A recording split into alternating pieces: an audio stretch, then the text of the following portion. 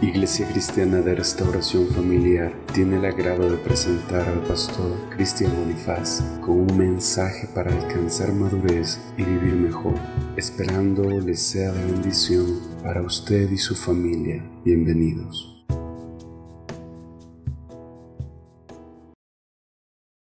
Lucas 22, 39. Pongámonos de pie, mis hermanos. Vamos a leer el texto principal. Vamos a leer hasta el 46. Dice la palabra de Dios: y saliendo se fue, como solía, al monte de los olivos, y sus discípulos también le siguieron. Cuando llegó a aquel lugar les dijo: orad, que no entréis en tentación. Y él se apartó de ellos a distancia como de un tiro de piedra, y puesto de rodillas oró, diciendo: Padre, si quieres, pasa de mí esta copa, pero no se haga mi voluntad, sino la tuya. Y se le apareció un ángel del cielo para fortalecerle, y estando en agonía, oraba más intensamente, y era su sudor como grandes gotas de sangre que caían hasta la tierra. Cuando se levantó de la oración y vio a sus discípulos, los halló durmiendo a causa de la tristeza, y les dijo: ¿por qué dormís? Levantaos y orad, para que no entréis en tentación. Gracias, Señor. Amén. Quiero concentrarme en el verso 42. Padre, si es posible, aparta de mí esta copa amarga o este trago amargo, pero que no se haga como yo quiero, sino como tú quieres. Yo quiero empezar diciendo lo siguiente. La frase que Cristo dijo, esta frase es una de las más grandes frases que un hombre pudo haber dicho. Es una frase muy difícil de decir. Primera cosa, escuchen bien.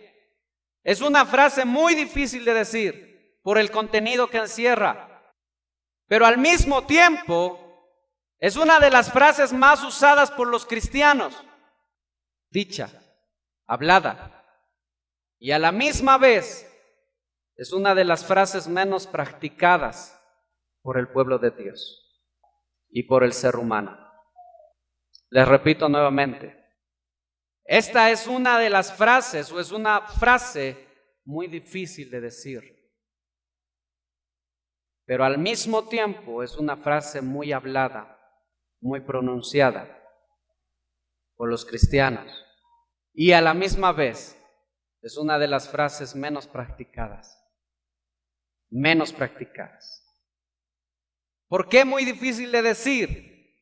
Por lo que encierra esta frase: que no se haga lo que yo quiero, Señor, que se haga lo que tú quieres. ¿Qué encierra eso? ¿Qué involucra esta frase? Que yo voy a deponer mi actitud, mis metas, mis sueños, mis anhelos, y que en mi vida se va a hacer lo que Él diga. Eso encierra esta frase.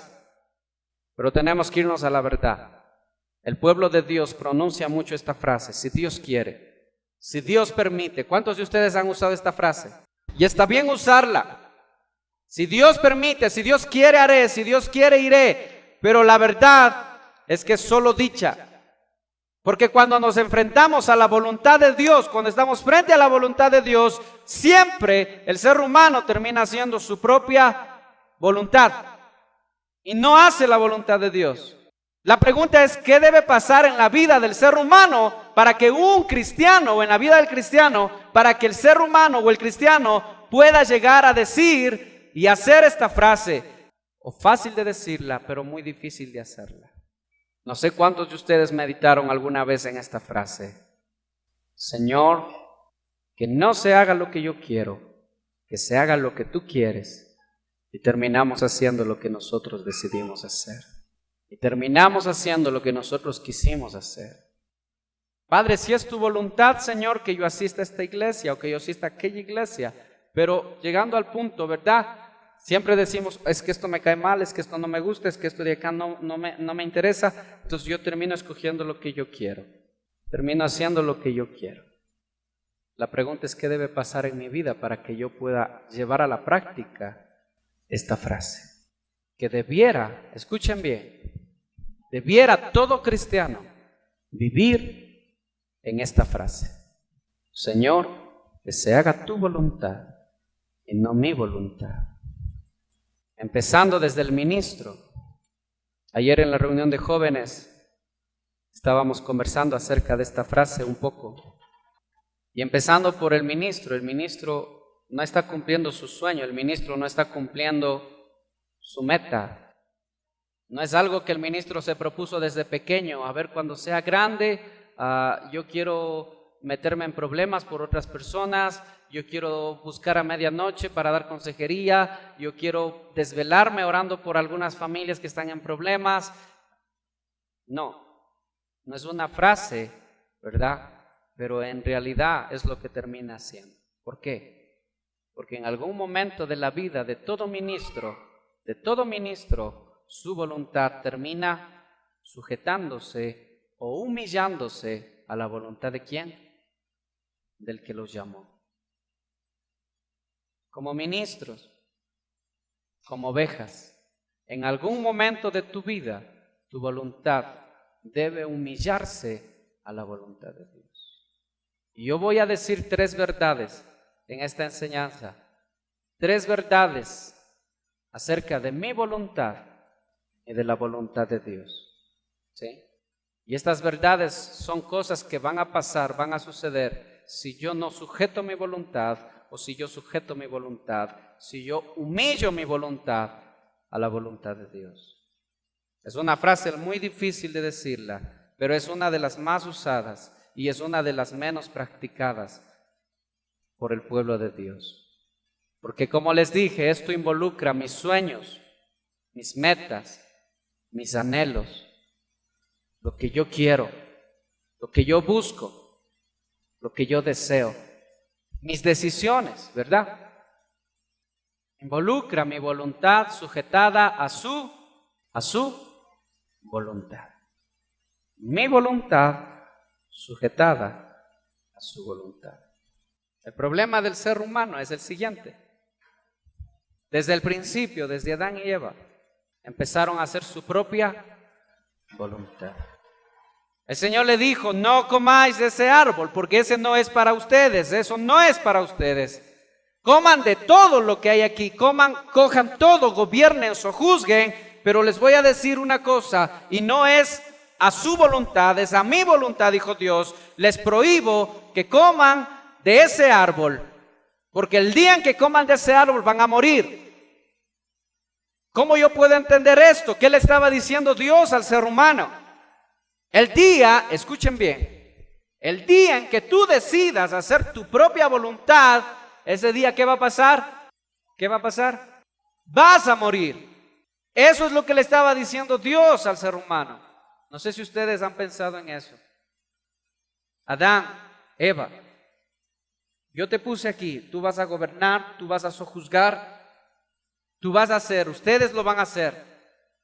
Pero yo les voy a decir una cosa y les voy a advertir una cosa, dijo Dios. Si ustedes hacen mi voluntad, ustedes van a vivir. Pero el día en que ustedes decidan hacer su propia voluntad, van a morir. Desde ahí el ser humano hizo su propia voluntad, ha escogido hacer su propia voluntad. Y a través de Adán y Eva, toda su descendencia, toda la raza humana ha vivido haciendo su propia voluntad. Y desde que nace un niño, quiere hacer su propia voluntad. Va creciendo, ¿verdad? Y se revela, ¿por qué? Porque quiere hacer su propia voluntad. Hasta el día en que muere, el ser humano sigue haciendo su propia voluntad, o no escribe su última voluntad el día en que muere. ¿Sí o no? Mi última voluntad, lo que quiero que se haga. No solo con la raza humana, los ángeles, los seres celestiales, también escogieron hacer su propia voluntad. Génesis 3 nos habla a nosotros de la caída del ser humano, cuando el ser humano escogió hacer su propia voluntad. Isaías 14 nos habla a nosotros. Isaías 14:14 nos habla a nosotros de cuando Satanás o Lucifer quiso hacer su propia voluntad. Escogieron hacer su propia voluntad. Miren ustedes lo que nos dice Isaías 14:14. Subiré más allá de las nubes más altas, y seré como el Altísimo. En el 13 leamos uno antes. Pensabas en tu corazón, voy a subir hasta el cielo. Voy a poner mi trono sobre las estrellas de Dios. Ahí está hablando Satanás. Voy a sentarme allá lejos en el norte, en el monte de los dioses, donde los dioses se reúnen. Subiré más allá de las nubes más altas y seré como el Altísimo. ¿Qué estaba ejerciendo este ser llamado Satanás? ¿Qué estaba ejerciendo? Su propia voluntad. Él fue creado para llevar a cabo. La creación entera es creada para llevar a cabo un trabajo que está en la voluntad de su creador. Pero en algún momento de la historia y hasta el día de hoy, la creación decidió escoger su propia voluntad y dejar de prestar atención a la voluntad de Dios. Han pasado los años, han pasado muchos siglos y nos encontramos ahora con una iglesia cristiana que sigue haciendo su voluntad, que sigue viviendo bajo sus parámetros, bajo sus decisiones. No, y no está mal que tengas una meta, no está mal que tengas un sueño, pero debes entender que tú te debes a un rey, que tú estás en un reino donde ese rey decide, él tiene la última palabra. Y si él dice eso es blanco, eso es blanco. Y si él dice eso es negro, eso es negro. Si él dice esto es santo, tú lo consideras santo. Y si él te dice esto es muerte, esto es pecado, tú lo consideras muerte y pecado. ¿Por qué? Porque ejerce su voluntad. Nos encontramos con iglesias o una iglesia que sigue viviendo bajo sus propios parámetros. ¿Qué es eso, mis hermanos? ¿O a dónde va a llevar eso a muchos cristianos? ¿A dónde?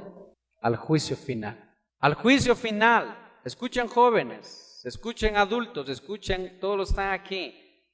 Si tu voluntad está desligada de la voluntad de Dios, lo único que te espera es juicio y muerte. Nada más.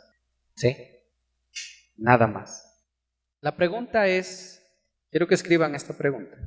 ¿La voluntad de quién estás haciendo en tu vida? ¿La voluntad de quién estás haciendo en tu vida? Esa es la pregunta. Yo quiero que ustedes contesten ahí mismo, en la misma hoja. Contesten ustedes mismos. Los planes, los sueños y la voluntad, los pensamientos de quién estás haciendo en tu vida.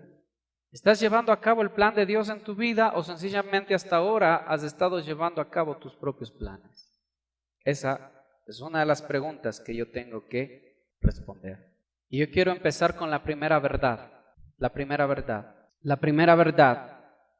La primera verdad respecto a nuestra voluntad y a la voluntad de Dios es que nadie, pero absolutamente nadie, puede decir esta frase si su voluntad no ha sido humillada o doblegada a la voluntad de Dios. Nadie puede decir esta frase, la frase que Cristo dijo, que se haga tu voluntad y no la mía, si mi voluntad no está humillada a la voluntad de Dios. Y estoy diciendo humillada porque Cristo fue humillado. Estoy diciendo humillada y no me equivoco al decir humillada porque el Hijo de Dios fue humillado en esta tierra. Y su voluntad fue humillada a la voluntad de ¿quién? Iglesia, ¿la voluntad de quién fue humillada? A la voluntad de Cristo, a la de su Padre, a la voluntad de su Padre. Para que Jesús, ¿verdad?, hubiera dicho esta frase, eso significó que la voluntad de Cristo estaba humillada a la voluntad de Dios. Repita conmigo, solo cuando mi voluntad sea humillada es cuando conoceré su voluntad, ¿sí? Solo cuando yo sea humillado y mi voluntad sea doblegada a mi voluntad, es cuando yo podré decir esa frase, Dios, que no se haga mi voluntad en mi vida, sino la tuya. Pero si mi voluntad no está doblegada a la voluntad de Dios, yo jamás voy a poder ejercer esta frase en mi vida. Jamás. Esa es la primera verdad. Que ningún cristiano que viva haciendo lo que quiere puede decir esta frase. O puede pronunciarla con su boca, pero jamás la vivirá. Jamás la va a llevar a cabo.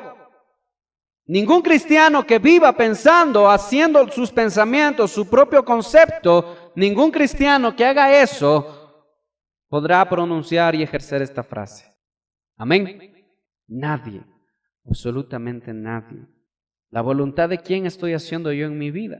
Romanos 12:2. Abran sus Biblias. Miren ustedes lo que nos dice aquí el apóstol Pablo. No viváis conforme a los criterios del tiempo presente. Por el contrario, ¿qué dice? ¿Qué dice Pablo?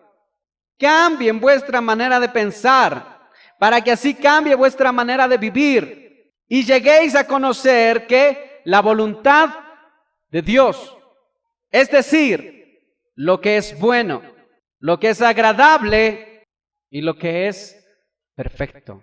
Repita conmigo, yo puedo estar en la buena o en la perfecta o en la agradable voluntad de Dios. Aquí me está hablando el apóstol Pablo de 3 niveles, tres escalas, 3 gradas podríamos decir, que todo creyente tiene que atravesar, pero que muchos creyentes ni siquiera la han subido al primer escalón. Hay 3 escalones aquí. Y es que yo como cristiano tengo que empezar haciendo la buena voluntad de Dios para después pasar a hacer la agradable voluntad de Dios y para terminar mi vida haciendo la perfecta voluntad de Dios como Cristo. Cuando yo hago la buena voluntad de Dios, escriba aquí por favor, buena, agradable y perfecta. Cuando yo hago la buena voluntad de Dios, cuando yo lo recibo, cuando yo lo acepto en mi corazón, ahí yo me encuentro en la buena voluntad de Dios. Cuando yo me encuentro en la aceptable voluntad de Dios, cuando yo vivo para hacer su voluntad, ¿verdad? A pesar de mis luchas, a pesar de mis errores, yo peleo como el apóstol Pablo dice, golpeo mi cuerpo, lucho, ¿para qué? Para hacer su voluntad, pero aún así fallo. Estoy en su agradable voluntad.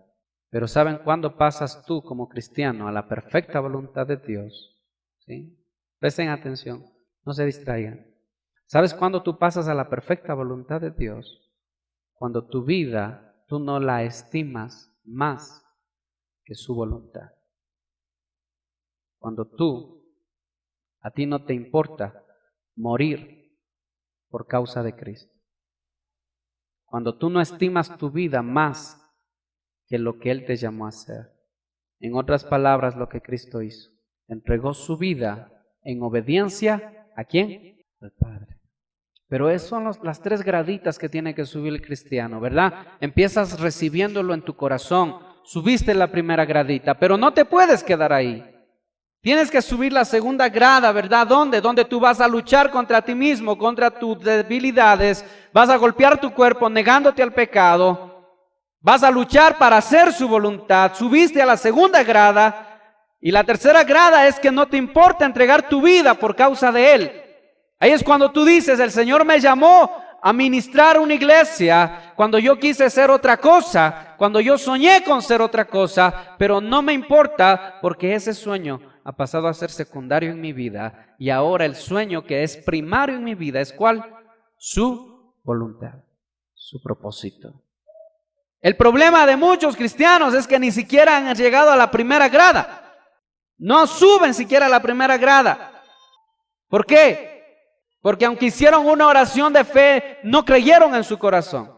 Y como no creyeron en su corazón, no pueden seguir a la segunda grada para hacer la voluntad de Dios. A pesar de sus debilidades, no pelean contra sí mismos, sino que se dan por vencidos.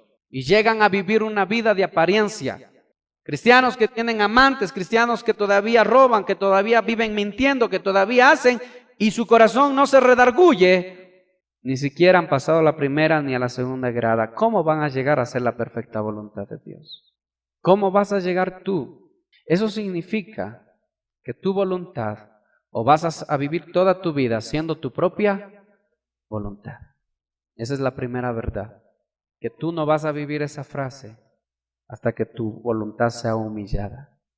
Y a muchos de nosotros Dios nos ha humillado a las malas, a las bravas, ¿sí? Lo que dijo Jeremías. Lo bueno de Dios es que a la final tú terminas enamorándote de su propósito. Yo amo su propósito. Algunas veces me dicen, ¿por qué? ¿Por qué te interesas en los problemas de los demás? Deja que cada quien haga su vida, cada quien en sus problemas. Pero la verdad es que cuando tú estás caminando en su voluntad, tú llegas a amar su voluntad. Pero ¿qué del cristiano que no ama la voluntad de Dios? Su voluntad está altiva. Su voluntad está altiva, su orgullo, su altivez no le permite siquiera conocer la voluntad de Dios. Por eso es que tenemos cristianos en las iglesias, ¿verdad? Que pasan años en la iglesia y todavía no saben para qué Dios les llamó. ¿Saben por qué no saben para qué Dios les llamó? Porque su voluntad no ha sido doblegada a la voluntad de Dios. Ni siquiera se doblegan ante los hombres, peor ante Dios. Los jóvenes no se doblegan ni ante sus padres, peor a Dios. Los cristianos no se doblegan ni siquiera ante la palabra de Dios, ni ante los ministros, peor a Dios. El ministro te dice, ven los miércoles porque los miércoles hay seminario bíblico. Ven los jueves porque los jueves vamos a clamar, vamos a estar en la presencia de Dios y vamos a orar 1 hora por lo menos. Como Cristo dijo, no podéis estar conmigo 1 hora por lo menos. Los encontró durmiendo. Y los domingos que tenemos la reunión. Pero aún ahí hay, ¿verdad?, muchos cristianos que dicen, no, yo no puedo doblegarme a un hombre, no puedo doblegarme a un pastor, porque ni siquiera lo considero un pastor, o ni siquiera lo considero mi pastor. Yo sigo haciendo mi voluntad. La pregunta es, ¿cómo tú te puedes doblegar a Dios, que no lo ves, si no te puedes doblegar a una persona que la puedes ver, empezando desde casa, desde los padres? Por eso es que el cristiano pasa años y no sabe para qué Dios les llamó. Y como ya está mucho tiempo en la iglesia, le coge costumbre a la iglesia. Y como ya estaba años en la iglesia y hasta le puede ser que le dieron algún privilegio, se acostumbró a ese privilegio y ahí se quedó. Pero se lo dieron los hombres nada más. Cuando hay un llamado de Dios y cuando ese llamado es genuino, eso es una llama que arde en tu corazón y jamás vas a poder vivir en paz hasta que logres vivir en su voluntad. Amén. Hay 3 escalones que tienes que subir. Apunten la segunda pregunta. ¿En cuál de los 3 escalones te encuentras tú? Y quiero que contesten esa pregunta. Y quiero ir a la segunda verdad. La segunda verdad es que nadie, absolutamente nadie, puede llevar a cabo su propósito en esta tierra, el propósito de Dios, si su voluntad no se encuentra sujeta a la voluntad de Dios. Esa es la segunda verdad. Jamás vas a hacer lo que Él te mandó a hacer si no sujetas tu voluntad a su voluntad. Jamás. Porque siempre vas a hacer lo contrario a su propósito. Te vas a encontrar peleando contra Dios. ¿Como quién? ¿Quién me da un ejemplo de esto? Ustedes que han leído, ustedes que han estudiado la palabra. Jonás. Quiero otro ejemplo. Jonás fue un ejemplo. Peleó contra la voluntad de Dios. Dios le dijo, anda y predica a Nínive. Y Jonás tenía sus razones y muy personales. Jonás estaba resentido, tenía herido su corazón contra Nínive, porque Nínive fue un pueblo que casi destruye a su pueblo judío. Entonces dijo, ¿cómo tú, Dios, me vas a mandar a mí a predicar a mis enemigos? ¿Y cómo tú los vas a perdonar? Dijo. Lo que yo quiero es que los destruyas y tú me estás mandando a que los salve. Se encontró peleando contra la voluntad de Dios. Yo quiero otro ejemplo de acá, otro ejemplo de alguien que peleó contra la voluntad de Dios. Saúl es otro ejemplo de alguien que peleó contra la voluntad de Dios. Pero a Saúl no le importó siquiera hacer la voluntad. Por lo menos Jonás se arrepintió. Saúl no se arrepintió nunca. ¿Sí? ¿Cuál más? Aquel que se enamoró de la Filistea. Sansón. Vivió haciendo su propia voluntad. ¿Cuál fue la voluntad de Dios para Sansón? Les pregunto yo. ¿Alguien sabe cuál fue la voluntad de Dios para Sansón? Sansón tenía que ejercer autoridad sobre el pueblo, tenía que ser juez. Estaba llamado a ser juez, por eso está en el libro de los jueces.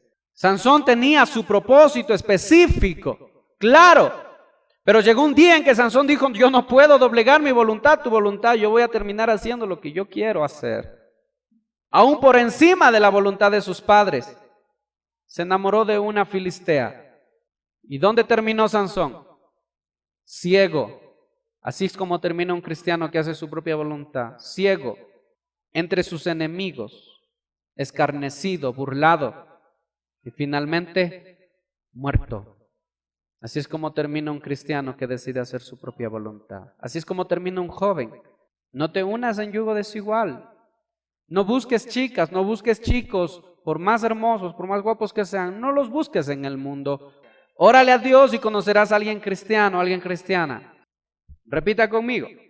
Solo cuando mi voluntad esté sujeta a su voluntad, sabré cuál es mi propósito en esta tierra. Amén. Solo cuando tu voluntad se sujete a la suya, te vas a encontrar con su propósito. Y cuando te encuentras con su propósito y tu voluntad está sujeta a su voluntad, tú vas a caminar en su propósito. Él te llamó a hacer algo. Amén, Señor, yo lo voy a hacer porque tú me llamaste. Él te dice que hagas esto. Desde empezar algo sencillo, tú dices, amén, Señor, porque es tu orden, es tu voluntad. Y si es tu voluntad, yo voy a hacer tu voluntad. En muchas partes de nuestras vidas terminamos peleando contra su voluntad. Porque puede ser que yo miro su voluntad y que no me guste, que no me agrade. Pero el hecho de que no me guste y que no me agrade significa que todavía mi voluntad no está doblegada, no está humillada. ¿Sí?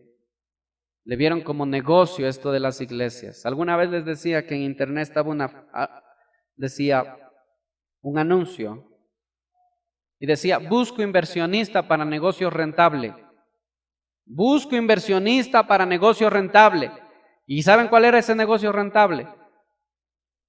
Abrir aquí en Riobamba una de las más grandes iglesias. Grande iglesia. Estaban buscando un inversionista, alguien que meta dinero porque esto era un negocio rentable. ¿Cómo lo veían? Como un negocio. Cuando tú te topas con un Juan el Bautista, ¿a dónde Dios le mandó a predicar a Juan? Al desierto. No era ningún negocio rentable. En el desierto, ¿qué podía haber? Cuando Dios llama, ¿verdad?, a sus discípulos, los llama en momentos de dura persecución. No era un negocio rentable. Estaba en juego tu vida. Lo que menos hay es eso. Cuando yo decido hacer mi propia voluntad, yo busco mis propios intereses. No estoy humillado a su voluntad. Entonces, mis hermanos, si yo analizo la humillación del Hijo de Dios, yo les pregunto, ¿Cristo fue humillado o no fue humillado? Fue humillado, muy humillado. El Hijo de Dios. Escuchen bien, pero piensen bien lo que les estoy diciendo. El Hijo de Dios fue humillado. La humillación del Hijo de Dios. ¿Para qué fue humillado el Hijo de Dios? Para enseñarme a mí que es lo más normal que mi voluntad sea humillada. ¿Qué hubiera pasado si Cristo no hubiera sido humillado? Él hubiera venido a reinar. Nosotros jamás tuviéramos un ejemplo claro de lo que es humillación, de lo que es anteceder tu voluntad a la voluntad de Dios. Y Cristo aquí se encuentra, ¿verdad? Después de haber celebrado la Pascua con sus discípulos y haberles enseñado la Santa Cena, haber instituido la Santa Cena, Cristo se encuentra celebrando la Pascua y después de un tiempo se van, se retiran. Pero dice que Él se adelantó un poco. Algunas versiones dicen que Él se adelantó. Unas dicen que Él se arrodilló, otras dicen que Él cayó al suelo desplomado. ¿Sí? Se cayó al suelo, boca abajo, de rodillas. Y esta frase que ustedes le están leyendo, Cristo no le dijo, bueno, Padre, bueno, si quieres tú que se haga tu voluntad, si no, bueno, que no se haga la mía, que se haga la tuya nada más. No fue así. Miren lo que está diciendo, dice que sudaba sangre, desplomado en el suelo. Puedes imaginarte tú a Cristo en ese momento.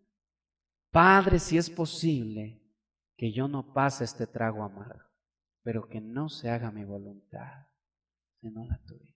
¿Cuál era ese trago amargo? ¿Cuál era la copa amarga que Cristo iba a pasar? Hay 6 cosas que yo apunté. Lo primero, ¿sí? ¿Pueden apuntar? Fue traicionado. Lo primero que iba a pasar con Cristo es que uno de los que Él amó, uno de los que Él discipuló por 3 años, uno de los que Él llamó, uno de los que Él le dijo, tú eres mío, tú vas a venir acá, tú vas a seguirme. Y Él dijo, sí, Señor, yo te seguiré. Y Él se sentaba y se acostaba a dormir y Él estaba al lado, sus discípulos estaban al lado. Y uno de esos 12 le entregó. Uno de los que Él más amaba. ¿Sí? Judas fue muy amado por Cristo. No crean que Cristo no amó a Judas. Judas fue muy amado por Cristo. Lamentablemente, la voluntad de Judas nunca estuvo sujetada a la voluntad de Cristo. Es por eso que Judas terminó haciendo lo que él quiso. Y lo que Satanás le guió. Aquí yo quiero que presten algo importante, atención. Cuando tú decides hacer tu propia voluntad, no estás haciendo en realidad solamente tu voluntad, sino que vas a terminar haciendo la voluntad ¿de quién? De Satanás. Eso es así. El hombre piensa, ¿verdad? No, yo estoy haciendo este pecado porque yo lo quiero hacer. No, no es así. Tú lo quieres hacer, pero hay alguien que está detrás incitándote a hacer eso y ese te mantiene esclavo, te va a mantener esclavo hasta llevarte a condenación, a la muerte.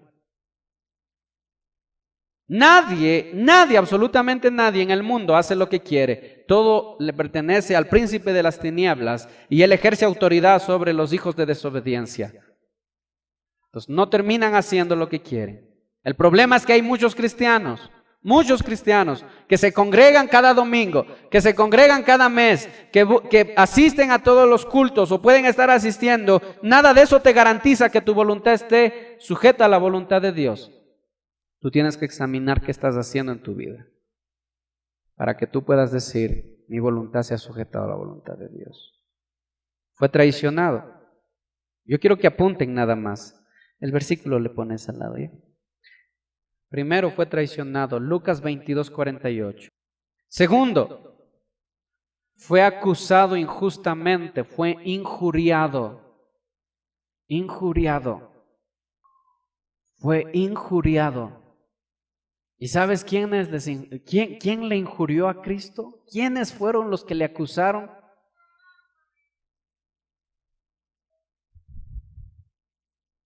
¿Sí?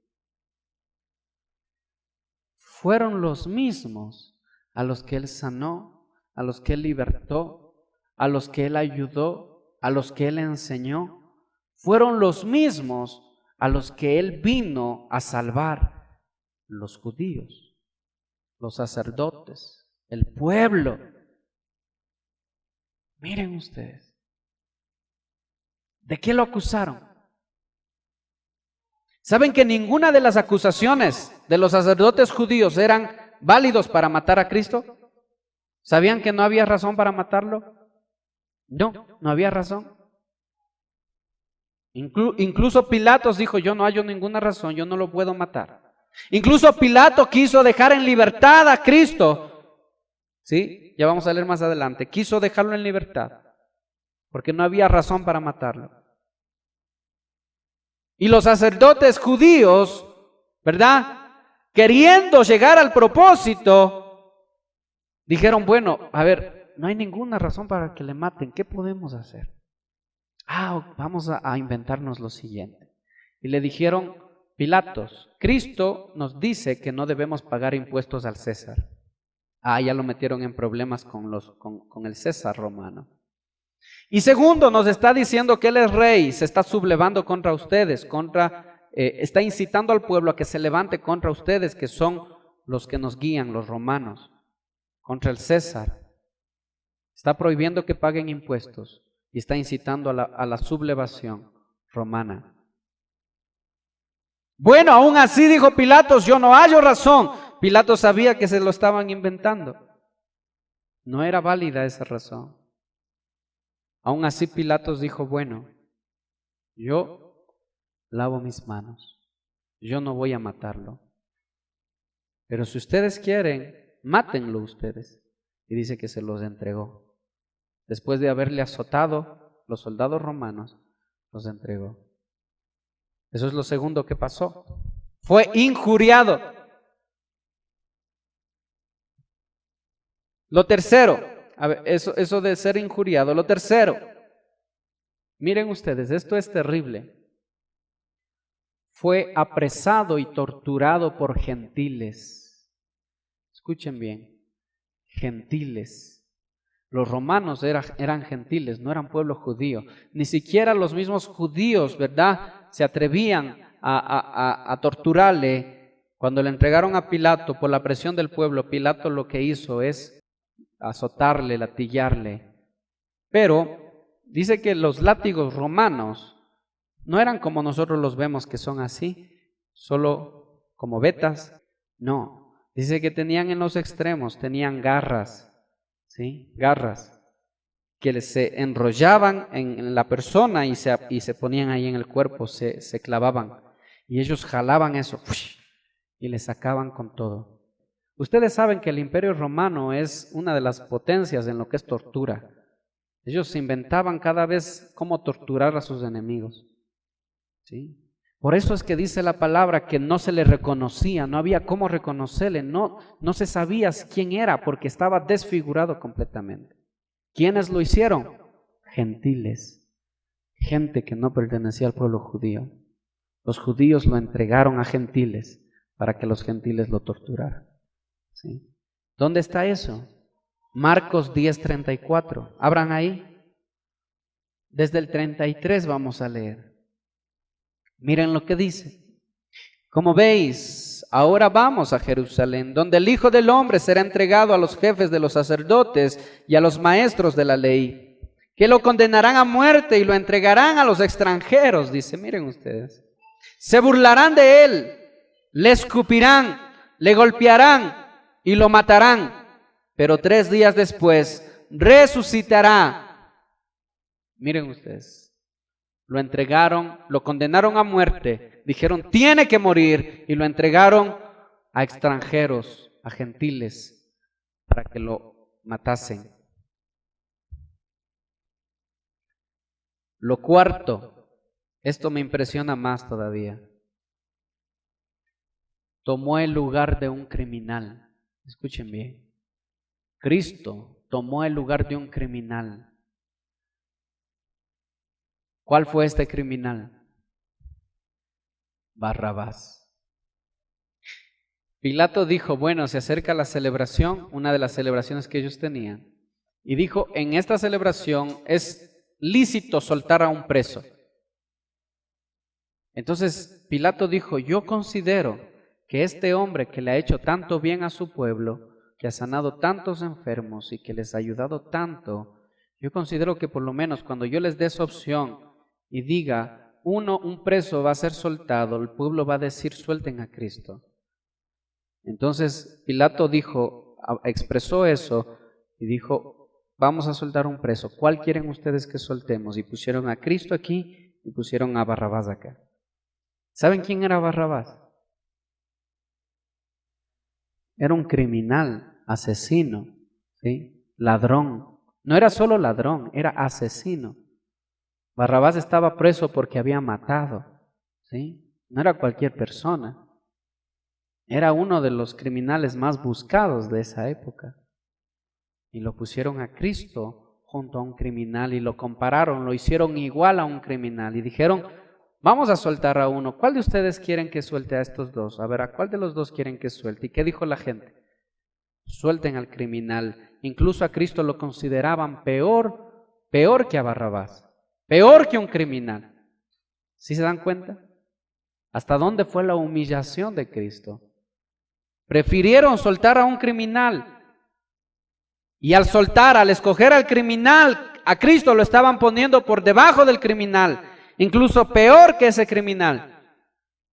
Y no solo eso, sino que cuando estuvo en la cruz fue puesto entre ¿quiénes? Entre ladrones. Como lo peor. Como lo peor. Y la muerte de cruz, para que algunos que no saben, la muerte de cruz solo estaba reservada para los peores criminales. No estaba reservada para todos. No es que si tú te cogías algo, ya por eso te ibas a la cruz. No, la cruz estaba solo, estrictamente reservada. La tortura de la cruz romana estaba solo reservada para los peores criminales. Eso quiere decir que Jesús tomó el lugar de Barrabás. Porque ese lugar estaba para Barrabás, ¿sí? Solo para los peores criminales. Puedes imaginarte tú que la gente que él amó, la gente que él sanó, la gente que él ayudó, 10 leprosos, 5,000 comieron, después comieron 3,000, de noche y de día enseñaba, de noche y de día predicaba, aún los sábados, dice, ¿verdad? A costa de la ley, los sábados sanaba enfermos, limpiaba leprosos. y que esa misma gente, ¿verdad?, lo considerara peor que un criminal. Puedes imaginarte la humillación de Cristo, ¿sí? Pero estaba siendo humillado y se estaba cumpliendo la voluntad del Padre. 5, fue escarnecido. Y esto es algo que ya Cristo estaba acostumbrado a recibir, el escarnio de los hombres. ¿Por qué le pusieron la corona a Cristo? Los soldados romanos se burlaban.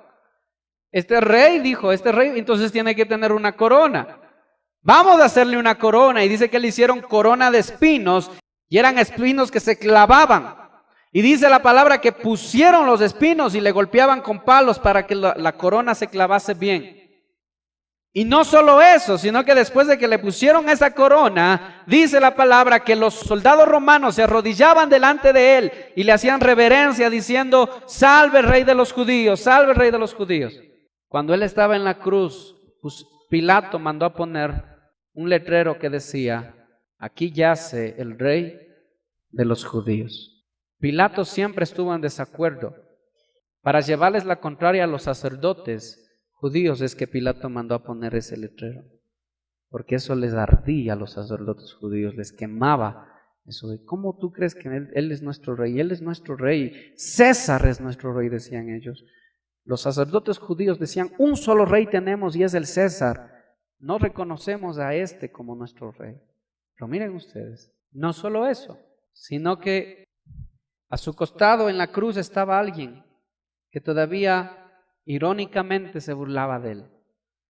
Si de veras eres el Hijo de Dios, bájate y bájame a mí también. Sálvame a mí también, pero no sálvame para ir al cielo, sino sálvame nada más de esta cruz, de esta muerte. Irónicamente, la misma frase que usó Satanás en el desierto, si eres el Hijo de Dios. ¿Qué expresa esa frase? ¿Acaso no sabía Satanás que Cristo es el Hijo de Dios? ¿Acaso no lo miró allá en la eternidad pasada? ¿Acaso no sabía el poder que tenía el Hijo de Dios? Aún hasta el último momento, bájate de la cruz, si de veras eres el Hijo de Dios, bájate ahora. Y dice que la gente pasaba por la cruz y lo miraba, ¿verdad? Y le decía, si eres el Hijo de Dios, ¿por qué no te bajas? Y pasaban otros, ¿verdad? Y meneaban su cabeza y decían, como diciendo, qué pena, qué lástima de persona. Satanás sabía que Cristo tenía poder para bajarse. ¿Pero por qué no se bajó? Porque su voluntad estaba sujeta a la voluntad del Padre. ¿Sí? Por eso no se bajó. Porque él, como le dijo a Pedro, Pedro, ¿por qué le cortas la oreja a este soldado? ¿No sabes que si yo quisiera, puedo pedir una legión de ángeles para que vengan y me defiendan? Pero tranquilo, Pedro, porque tiene que cumplirse la voluntad de mi Padre. ¿Te das cuenta tú? ¿Hasta dónde puede llegar la sujeción? La perfecta voluntad. Cristo se encontraba en la perfecta voluntad de Dios. No podía estar en menos. No podía solo estar en la buena, no podía solo estar en la agradable, tenía que estar en la perfecta para poder ejercer ese sacrificio y para que ese sacrificio fuera agradable. Y por último, estando en la cruz, en el último momento, escuchen bien, esto es lo peor que pasó. Y yo considero que de estas 6 cosas, esta es la peor que pudo haber pasado en la vida de Cristo. En un momento, estando en la cruz, un momento de silencio, ¿verdad? Dice la palabra que se oscureció la tierra por 3 horas. Se oscureció completamente. Dice la palabra que se palpaban las tinieblas. Había tinieblas en la tierra. 3 horas, desde la hora 6ª hasta la hora 9ª. Y la gente se quedó asombrada, se quedó callada, la gente no podía moverse porque no tenía dónde moverse. Estaba en tinieblas absolutas. Y se escuchó una voz que decía esta frase: Elí, Eli, lama sabactani, que quiere decir, Padre, Padre, ¿por qué me has abandonado? Escúcheme, ¿por qué me has abandonado? Y aquí se me viene una pregunta. ¿Acaso Cristo no sabía lo que iba a pasar?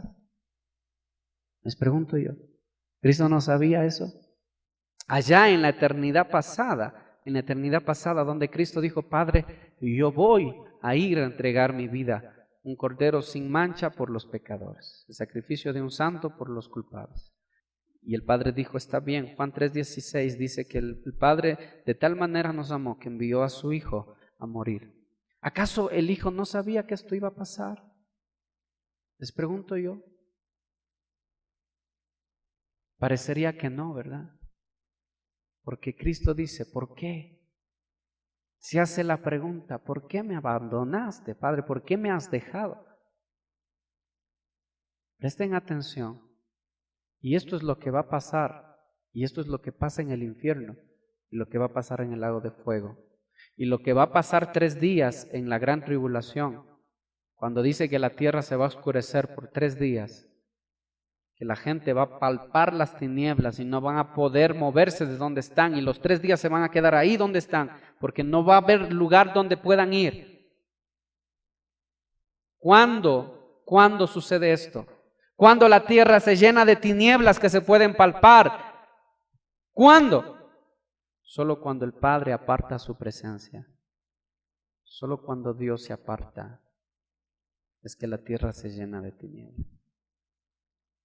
Eso es lo que pasa en el infierno. El Padre, el Espíritu de Dios no habita ahí. Por eso es tinieblas absolutas. Es lo que va a pasar en la gran tribulación. Y Cristo dijo: Padre, ¿por qué me has abandonado? Y es que el Padre no puede estar donde está el pecado.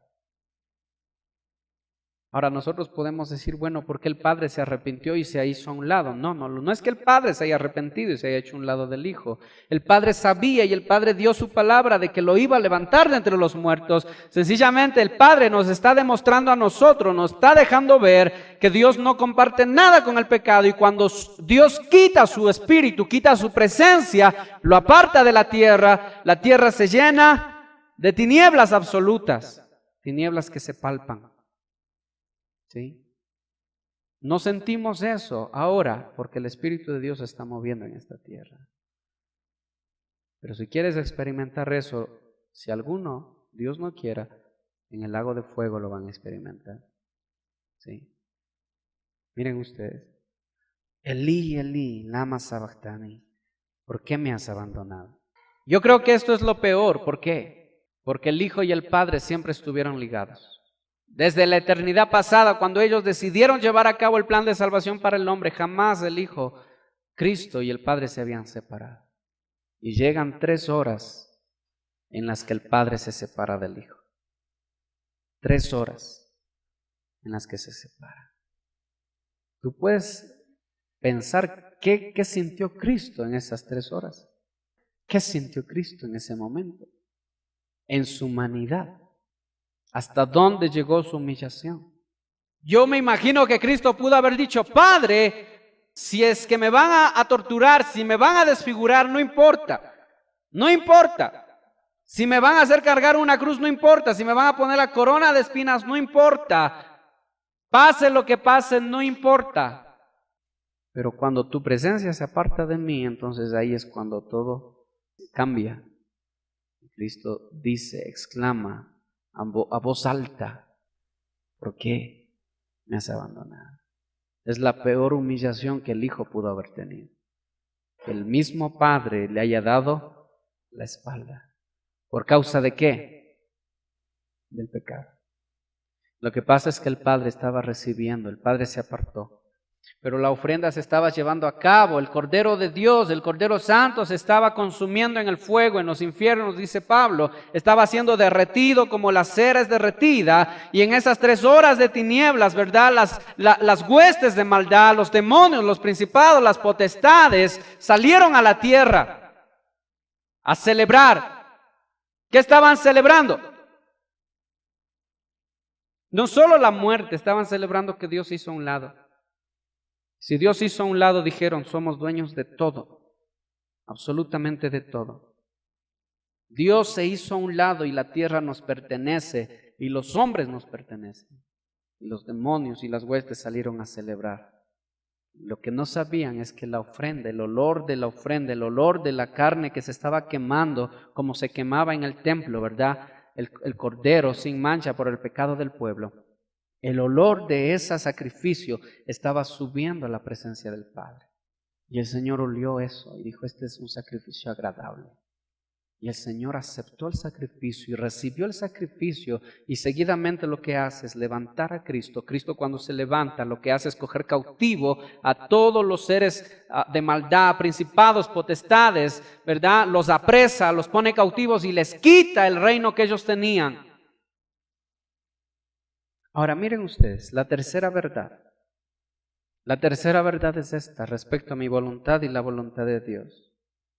Todo aquel que su voluntad fue doblegada a la voluntad de Dios, y esto es lo más importante, todo aquel que su voluntad ha sido doblegada a la voluntad de Dios, será levantado en el día de final para vida eterna. Pero todo aquel que su voluntad jamás estuvo doblegada a la voluntad de Dios, también será levantado, pero para condenación, para juicio. De nuevo, todo aquel que su voluntad estuvo doblegada a la voluntad de Dios será levantado, ¿verdad? Ya de entre los muertos. Ya cuando ya muramos, seremos levantados, pero para vida eterna, ¿sí? Y todo aquel que no haya sujetado su voluntad a la voluntad de Dios y muera, ¿verdad? Y lo entierre y hagan su sepelio y venga Cristo después, será levantado, pero no para vida eterna, sino para condenación. ¿Te das cuenta a dónde tiene que llegar la voluntad del hombre? ¿A dónde tenemos que llegar? ¿Y qué es lo que va a pasar después? Si yo decido hacer mi propia voluntad, porque Cristo fue levantado, pero ¿para qué fue levantado Cristo? ¿Para qué fue levantado Cristo? Les pregunto yo, ¿para qué fue levantado? Para gloria. Cristo fue levantado para gloria. Los que mueren en Cristo son aquellos que su voluntad está sujetada a la voluntad de Cristo y la del Padre. Eso significa que ellos también van a ser levantados para lo mismo que el Hijo de Dios fue levantado. Eso es para gloria. Pero aquellos que hayan muerto, ¿verdad?, haciendo su propia voluntad toda su vida, serán levantados, pero no para gloria, serán levantados para condenación, para juicio, para juicio. Esa es la tercera verdad. Y no te puedo mentir, cristiano. Si tú vives haciendo tu voluntad, vas a ser levantado, pero para juicio. No vas a ser levantado para gloria. Porque así como el Hijo de Dios fue humillado y su voluntad fue sujetada a la voluntad del Padre, asimismo nuestra voluntad tiene que ser humillada y tiene que ser sujetada a la voluntad del Padre. Si quieres ser partícipe de lo que Cristo fue partícipe, no solo vas a participar de su reino, también tienes que participar de su muerte y también tienes que participar de su sufrimiento. El mismo Cristo dijo, si conmigo hacen esto, con vosotros, ¿qué no harán? Dijo. Si con el Hijo del Rey, con el Hijo de Dios hacen esto, no esperen que a ustedes los traten con amabilidad. Van a hacer lo mismo con ustedes. ¿Cómo murieron los discípulos? Yo quiero que alguien me diga si algún discípulo de Cristo murió de anciano. O sea, por la edad, tuvo una muerte natural. Durmió, ¿verdad?, a los 90, 100 años y falleció. Y de ahí se fue con el Señor. Yo quiero que me diga si hay uno de los discípulos que haya muerto así. ¿Cómo murieron todos los discípulos? Cortados la cabeza, torturados, ejecutados, crucificados, ¿verdad? Exiliados. Al apóstol Juan lo mandaron, al que escribe Apocalipsis, les mandaron a una isla, la isla de Patmos, donde exiliaban a todos los delincuentes y después le mataron. Pero miren ustedes, ¿cómo puedes considerar que alguien esté dispuesto a morir por esa causa? Solo cuando la voluntad de ese hombre sea perfecta, esté en la perfecta voluntad de Dios. Y cuando ese cristiano ya no considera su vida misma más valiosa que la voluntad de Dios. Y eso es lo que dice el apóstol Pablo, yo no considero mi vida más valiosa, sino al que me llamó, aquel que me llamó. Esa es la tercera verdad, mis hermanos. Repitan conmigo, si mi voluntad está sujeta a su voluntad, seré levantado para vida. De lo contrario, seré levantado para juicio. ¿Para qué quieres ser levantado tú? Te pregunto, ¿para gloria o para juicio? Entonces, inmediatamente yo tengo que hacerme la pregunta, ¿la voluntad de quién estoy haciendo en mi vida? ¿La voluntad de quién estoy viviendo? No, es que a mí me gusta la mujer de mi compadre, me gusta y yo me la voy a quedar. No, estás haciendo tu voluntad, vas a ser levantado para juicio.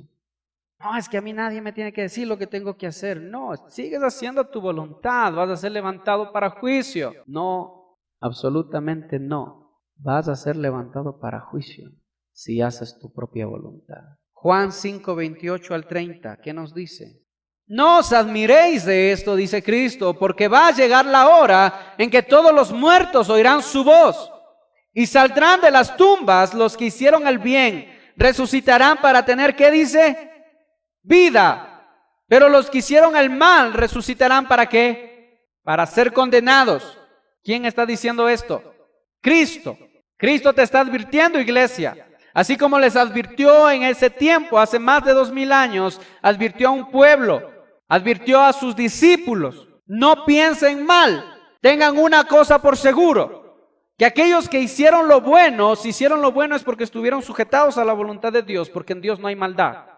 Si hicieron lo bueno es porque estaba su voluntad sujeta a Él y serán levantados para vida. Pero si hicieron lo malo porque desligaron su voluntad de la voluntad de Dios, serán levantados, pero para ser condenados. Que nadie les engañe. Que nadie les haga pensar que viviendo ustedes o nosotros, desobedeciendo a la palabra de Dios, Dios nos va a levantar para vida. Que nadie te engañe, hermano. No pienses eso. No. No, es que ese Dios, tal vez Dios tenga misericordia de mí y tal vez me permita. No, acuérdate, haz memoria. Cuando Dios cerró el arca, la cerró, ¿cuántos murieron? Toda la tierra. ¿Cuántos se salvaron? Noé, su esposa, sus 3 hijos y las esposas de sus hijos. 8 personas. Y dice la palabra que la puerta se cerró. Y la gente, ¿cómo creen ustedes que habrá estado gritando afuera la gente? Perdónanos, ahora sí te creemos. Haznos entrar, ayúdanos. ¿Quién cerró la puerta? ¿Noé o Dios? Dios la cerró. Porque si la cerraba Noé, su corazón hubiera sido doblegado, ¿verdad? Con pena, no se está muriendo la gente, vamos a abrirla. Por eso es que no habían ni ventanas en el arca, había una sola ventana y estaba arriba en el techo. Figura para que Noé ponga su mirada en Dios y no se fije en las circunstancias que están alrededor. Porque Dios le estaba diciendo, mío es el juicio, y cuando yo decido que una persona se va a condenación, se va a condenación, y se terminó. Tú no vas a poder hacer nada, Noé, por ellos. Tuvieron su oportunidad, más de 100 años les predicaste, más de 100 años hablaste. Es lo mismo que Dios nos dice a nosotros. Ustedes tienen su oportunidad, nosotros tenemos nuestra oportunidad. Y tienes su oportunidad, pero va a llegar un día en el que el Señor va a cerrar esa puerta y dirá, se acabó. No la cerrará el hombre, la cerrará Dios. Dios la va a cerrar, porque esa es su voluntad. No te engañes. No pienses, a ver, tal vez Dios tendrá misericordia de mí. Tal vez si me pongo a llorar, si me acojo del pie de Cristo. No te engañes. En Sodoma y Gomorra, ¿cuántos murieron? Todo el pueblo, solo salió Lot, y sus hijas. Aún la esposa murió ahí. Se convirtió en estatua de sal porque regresó a ver y dijo, qué pena. Y no regresen a ver. Señal de que el cristiano debe salir del mundo y ni siquiera debe regresar su mirada atrás. Solo miren adelante, no regresen a ver. Pero ella dijo, qué pena, mi ciudad se está quemando. Y se terminó todo.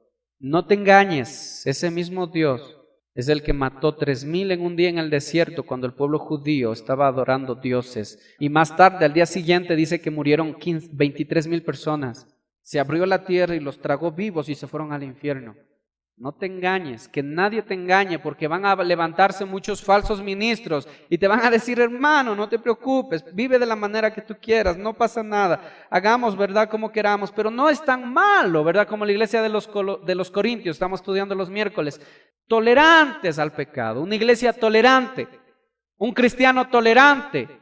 Y el apóstol Pablo se acerca y les dice, vosotros en vez de lloráis, estás envanecidos. Dicen, soy cristiano, pero al mismo tiempo toleran el pecado. No, dice, no es así. No puede ser así. Lo primero que debe haber en la vida de un cristiano es repulsión al pecado. Como el agua y el aceite, ¿sí? Como el agua y el aceite, el cristiano y el pecado no pueden unirse. O por lo menos eso deberíamos entender. Pero que nadie te engañe, porque vas a escuchar alguna vez alguna prédica que te va a decir, bueno, no es tan malo. Bueno, aquel pastor te dice, pero ese pastor es exagerado, no le hagas caso. Mira, acá el otro pastor no te dice así.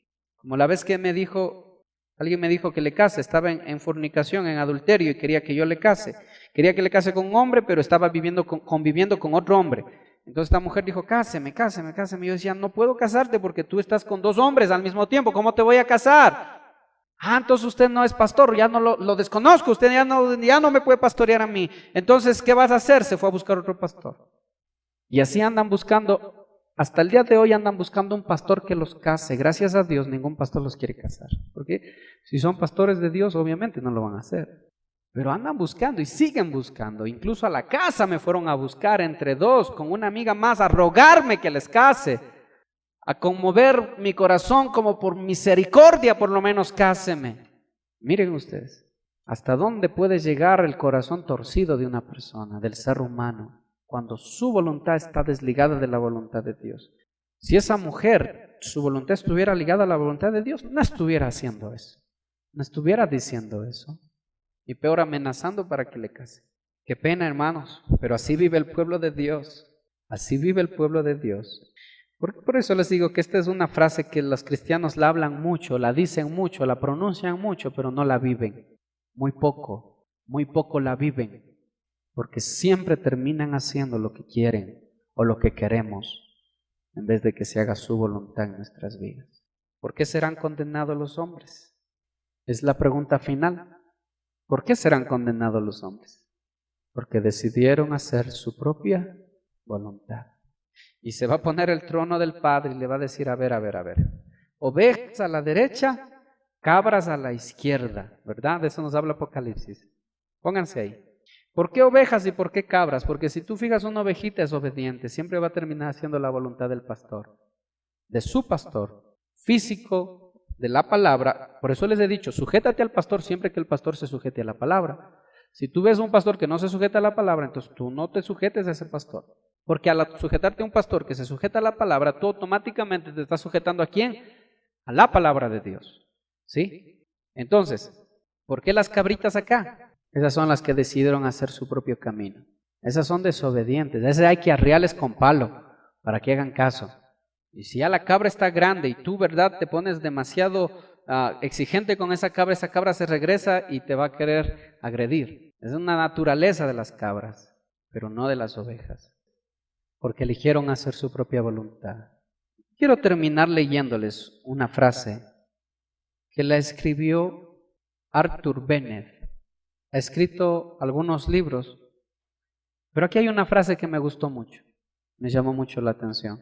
Esta frase se llama, llévame entonces a la cruz y déjame ahí. Así se llama esta frase. Llévame entonces a la cruz y déjame ahí. ¿Sí? Señor, soy una carcasa llena de polvo, pero animada por un alma invisible e irracional. Escuchen bien. Y renacido por el invisible poder de la gracia. Y no soy ningún objeto de alto precio, sino quien no tiene nada y no es nada. Aunque he sido elegido por ti desde la eternidad, entregado a Cristo y nacido de nuevo. Estoy profundamente convencido del mal y la miseria de mi estado de pecado, de la vanidad de las criaturas, pero también de la suficiencia de Cristo. Cuando tú me guías, quiero controlarme yo mismo. Cuando tú debes ser soberano, quiero gobernarme solo. Cuando tú cuidas de mí, me creo suficiente yo. Cuando debo depender de lo que tú me das, recurro a lo mío, a lo que yo tengo. Cuando debo someterme a tu providencia, a tu voluntad, sigo mi propia voluntad. Cuando debo estudiar, amar, honrar y confiar en ti, me sirvo a mí mismo. Fracaso, escuchen bien, fracaso y corrijo tus leyes. Fracaso yo como hombre y quiero corregir tus leyes para que se adapten a mí en vez de yo adaptarme a ti. ¿Sí? Busco la aprobación humana y soy por naturaleza idólatra. Escúchenme, por naturaleza soy idólatra de mí mismo. ¿Sí? Señor, Es mi diseño principal devolverte a ti mi corazón. Convénceme de que yo no puedo ser mi propio Dios, ni hacer feliz a mi propia vida, ni ser mi propio Cristo para restaurar mi alma, ni ser mi propio espíritu para enseñar, guiar y gobernarme. Ayúdame, Padre, a ver que la gracia hace todo eso por medio de la aflicción providencial. Porque cuando mi crédito es mi Dios, tú me humillas. Cuando las riquezas son mi ídolo, tú haces que vuelen, que desaparezcan. Cuando un placer es mío todo, tú lo cambias en amargura. Quita mi ojo aventurero, mi oído curioso, mi apetito codicioso, mi corazón lascivo. Muéstrame que ninguna de estas cosas pueden sanar la conciencia herida o sostener una estructura que se derrumba, que somos nosotros, o retener un espíritu que se va. Llévame entonces a la cruz y déjame ahí. Soy idólatra de mí mismo y siempre termino haciendo mi propia voluntad. Por tanto, llévame a la cruz y déjame ahí. ¿Qué quiere decir? Quiero morir a mí mismo y a mi voluntad y a mi forma de hacer las cosas. Amén. Pongámonos de pie, mis hermanos. Bendito Dios, bendito Padre, Santo Dios. Cuando tú me dices, Señor, que confío en ti, siempre termino confiando en lo que veo o en lo que yo mismo pongo mis fuerzas, Señor. Cuando tú me dices que cambie, siempre termino haciendo, Dios, lo que yo quiero. Cuando tú me dices que entregue todo, siempre termino entregando solo lo que me conviene nada más. Y cuando tú me llamas, siempre tengo una excusa. Siempre hay una excusa en mi corazón, Señor. Es porque mi voluntad está dividida de tu voluntad. Es porque aún sigo haciendo lo que yo creo que está bien. Llévame a la cruz, Señor. Llévame a esa cruz donde tú fuiste humillado, Señor. Donde tú fuiste lacerado, donde tú fuiste insultado, escarnecido, Señor. Llévame a esa cruz, Señor. Quiero morir a mis deseos. Quiero morir a mis placeres, Señor. Quiero morir a mi voluntad, Señor. Que mi voluntad sea doblegada a tu voluntad. Yo te he recibido, Señor, y a veces intento hacer tu voluntad. Pero qué bueno sería, Señor, vivir en tu perfecta voluntad. No es imposible porque no depende de mí, Señor. Depende nada más de que yo abra la puerta de mi casa y te deje entrar y te deje reinar, Señor, en mi vida. Que en mí, Señor, o mi vida no tenga más valor que tu propósito. Así como el Hijo de Dios no consideró su vida más valiosa que el propósito del Padre. Hasta el punto de decir, Padre mío, ¿por qué me has dejado? ¿Por qué te apartaste de mí, Señor? Pero ese mismo Dios recibió ese sacrificio y lo levantó. Sacrificio agradable, de olor fragante en su presencia. Soy idólatra, Señor, de mí mismo y de mis deseos. Y muchas veces he dicho, Señor, que se haga lo que Dios quiera, que se haga como Dios quiera, pero han sido solo palabras, Señor. Porque ni siquiera me sujeto a tu voluntad, ni siquiera me sujeto a los hombres, ni siquiera me he sujetado a mis padres.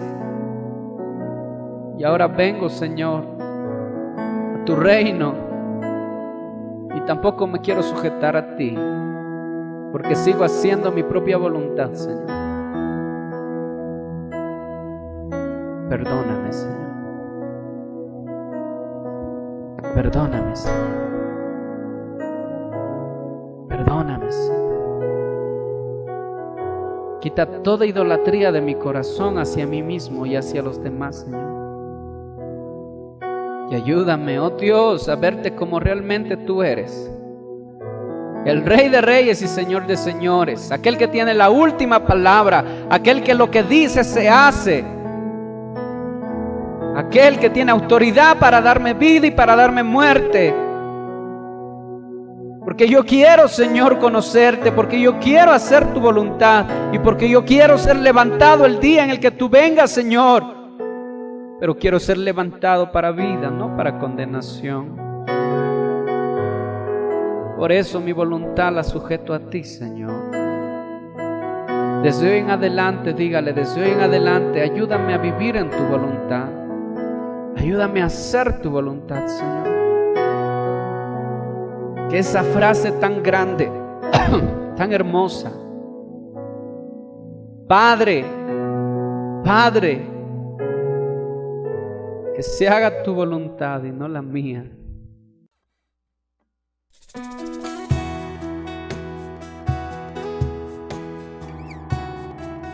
acceder a este y más material cristiano, puedes visitar nuestra página en Facebook o escríbenos al correo iglesiacrf-riobamba@outlook.com. Si estás en Ecuador y deseas comunicarte con nosotros personalmente, comunícate al teléfono 032-944-049. Ministerios Restauración Familiar llega a ustedes gracias al aporte de personas comprometidas con el ministerio. Si deseas, puedes unirte a nosotros y ser parte del cambio.